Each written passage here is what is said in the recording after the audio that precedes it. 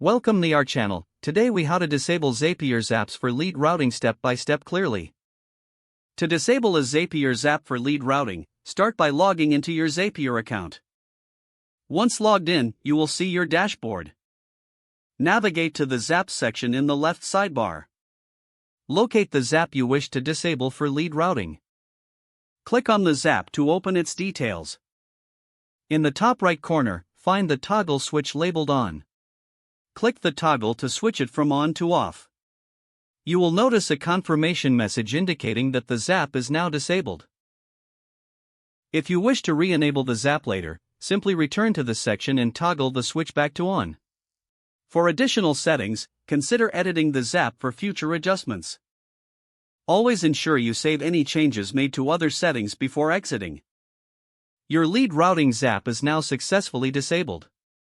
If the page does not load, refresh the browser or try again in a private or incognito window. Make sure you are using the correct email address, then retype it carefully to avoid small typos.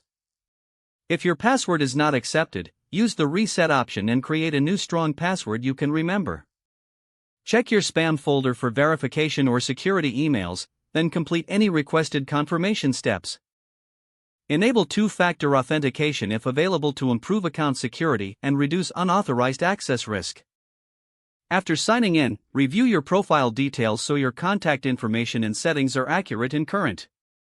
If you see an error message, note it down and try again after restarting your device and internet. Log out when you finish, especially on shared devices, to keep your account and payment information secure. If the page does not load, refresh the browser or try again in a private or incognito window. Make sure you are using the correct email address, then retype it carefully to avoid small typos. If your password is not accepted, use the reset option and create a new strong password you can remember.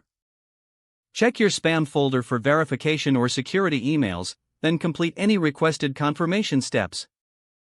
Enable two-factor authentication if available to improve account security and reduce unauthorized access risk. After signing in, review your profile details so your contact information and settings are accurate and current. If you see an error message, note it down and try again after restarting your device and internet connection. Log out when you finish, especially on shared devices, to keep your account and payment information secure. If the page does not load, refresh the browser or try again in a private or incognito window.